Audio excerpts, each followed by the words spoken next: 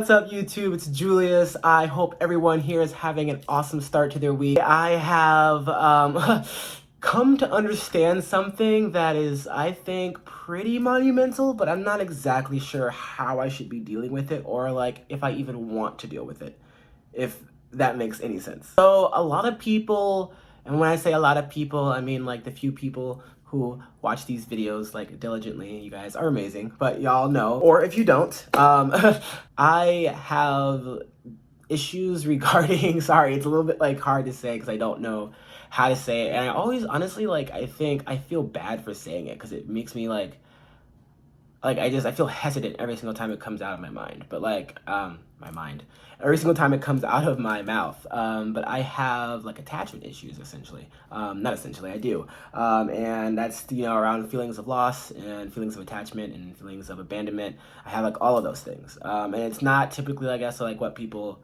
think it is. Me, centers around family. I, basically essentially was adopted by my aunt and uncle, had an estranged relationship with my father for a very long time, still do, even though we're good and like we're working on it, it's still like not there. Didn't talk to him all throughout high school. When I was in high school at the same time, my biological mom passed away, who was in and out of my life since I was 4. So like in and out, wasn't really constantly there. Made a lot of promises, didn't really keep them a lot, so I was like let down a lot. It was very strange and like kind of hard, in terms of my mom wise. I think that was the biggest hit to me. And then she passed away, and then 2 years after my mom passed away, still in high school, my best friend, who I was able to connect on with a lot of these issues, then she passed away.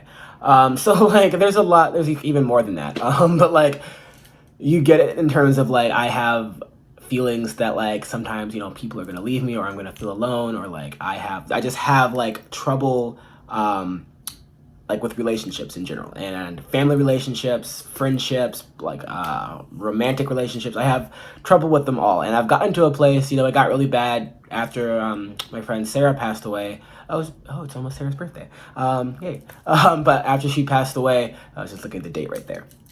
I was like not in a good spot when she passed away, so like I was able to deal with that in the partial hospitalization program that I was in, and really work on how to work with relationships. So like right now I still have a lot of work to go, like nowhere near like being close enough to doing it, but I can date, I think, and not necessarily create toxic relationships, or at least to the best of my ability, not how I used to do, because I think a lot of my relationships in the past became toxic because of a lot of things, but also just because of me. And I'm trying not to do that because like that's bad. We don't want to do that. I'm still working on all of these feelings of feeling abandoned, feeling lonely, feeling like, not really attached to anybody. I feel, not right now, last month I felt incredibly lonely with everyone going back to school and going back to college. And it was this week. Now I've been spending a lot of time with my dad recently, which is great. I love it. It's kind of hard because like it's hard being around my dad. Like you just have to know my dad, so it's like, and that's not the greatest thing either. It's not really funny, but yeah. So like, I mean, I enjoy spending time with him, and my dad is also really sick. So he has Lou Gehrig's disease, ALS, which is a nerve. I should have like did some research before I like just busted out with this. It's a nerve degeneration. No, muscle degeneration, I believe. I believe it's because his muscle mass is going down. So I'm pretty sure, do not quote me on this, it's muscle degeneration over time. But you can definitely like Google that. I don't know much about it, but that's the reason why I don't know a lot about it, is because I kind of just not been thinking about it. My dad's had this for like 3.5, 4 years now, and it's gotten worse. Like obviously, I guess it doesn't get better because there's no cure for it. So like people do tend to live, long with it. They live for long periods of time, but then other people like maybe deteriorate. I keep on saying deteriorate, and I don't like the way that sounds, but it's pretty accurate. No matter how sad it sounds, it's pretty accurate. And that's the word my dad uses, which is also sad. But yeah, so they can also deteriorate quickly. But my father, so he has this, and I think for me, I haven't really told many people about it. I haven't really talked about it on here, when you think that like the people who have died in my life and like who have just not been there and like all this, like you would think it would stir feelings up in me, and it kind of does to a degree, but I've been trying to avoid it. And this was similar to when my mom was diagnosed with breast cancer. Like even though I've had like now 2 deaths more than two, but like two serious deaths. I know, right? It's a hot mess.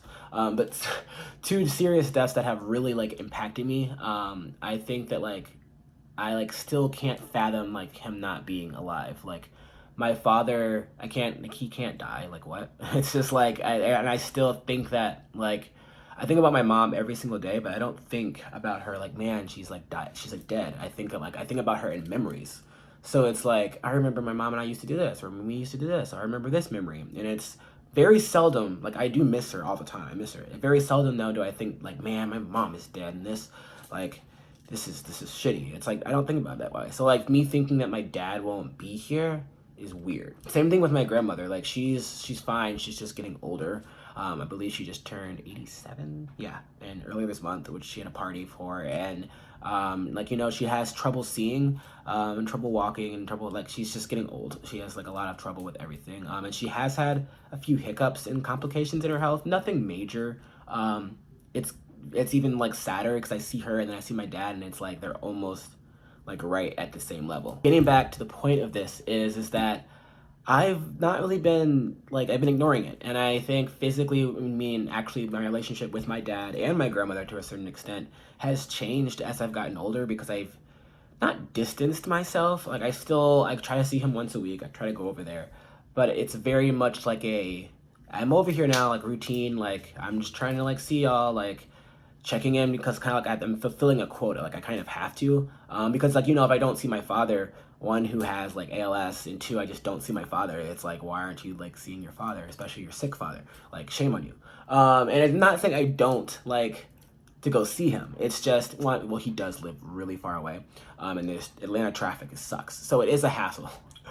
But beyond all of that, I am more afraid that like when I go there, I see him being sick, if that makes sense. And I'm not like I just now told him this, and I'm not sure if that was even the best idea. I'll never tell my grandmother this. I just like can't, and I don't think she needs to hear that.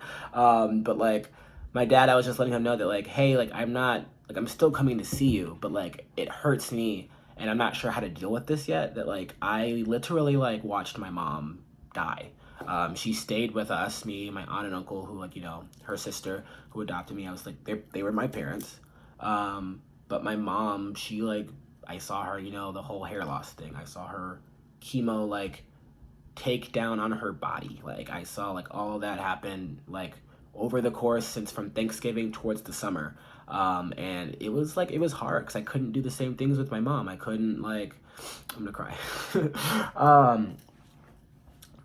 Like I couldn't she couldn't do a lot of things, and that was the first time in my entire life that when she got sick, she had been staying with us a little bit before she got sick because I didn't know she was sick. They had found they had known this for a while by being like a few months.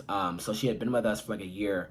And then I found out halfway through that she actually was sick, and that's like why she was staying with us. But I was the first time I ever had a mother. Like my mother was my aunt. Yes, I had her, and like yeah. But like at the same time, like I also like I never had my mother as like my mother for like since I was like a 3 years old, and I barely remember that. But like my mom would pick me up from school, and she'd like cook for me, she'd help me with my homework, she was there. And then like a year later, that was all taken from me. So that's like it was really shitty. Um, I think that's the biggest thing I don't want to experience with my father. Like finally, me and my father are building on our relationship now. Like we're finally like able to talk. I live in Atlanta. He lives here, sort of like he lives far, but he lives in Atlanta, and like we're able to like work on a relationship. And then like I'm actually able to have like a father figure, like who's actually my father. And then like now he's sick, and it's like really like the universe, like what, like really. So I think that's what I've been struggling deep down inside is that I've been kind of ignoring his illness, ignoring my feelings of attachment, because I do know that once he dies, I'm going to feel like both of my parents will be dead. So both of my biological parents will be dead, and like that. Right now, I'm able to say it and not really feel like the same hurt I did when I was talking about my mom, because like it hasn't happened yet. But I know that. How do I know that this is going to happen, but I don't feel it yet? I know that I'm going to feel bad, but I know in the future I'll feel bad. I know in the future I'll feel bad, but right now I don't feel bad around that. So like I'm trying to detach myself so I don't hurt in the future. I'm not sure if that makes any sense. That's really confusing. But yeah, so it's like the same thing with my grandfather, and like my whole mom's side of the family. They're all older. Even going home to my aunt and uncle in Chicago, they're not gonna die anytime soon. Hopefully, knock on wood. Knock on wood. But like I see them like struggling to do things that like they would used to be able to do all the time. Like my uncle could pick up things, he could be doing this, and now he needs to take like longer breaks. He goes to bed early, and it's just like they're getting older, and that's like 100% life. So like now it's like how then if you have these issues, like people are going to die. Like you can't stop that. Like maybe my dad dying prematurely, but like it happens. So like what are you gonna do? Like that's just like how the world works, and I like don't think I need to figure it out because I'm not ready. But yeah, I thought this was kind of important, and I don't really know what to do with this information slash like what to do. I'm just gonna what to do moving forward. What I should do moving forward. It didn't sound right. But yeah, I'd love to hear from y'all. If this is you have any of these like similar not stories, experiences, or if you have any of these similar feelings. I'd love to know how you feel, or if you have any advice, or if you want to ask me anything more specific to this, please do. Remember, like, share, and comment, and as always, subscribe because you can see when I'm uploading new videos. All right, y'all, take care. Love you.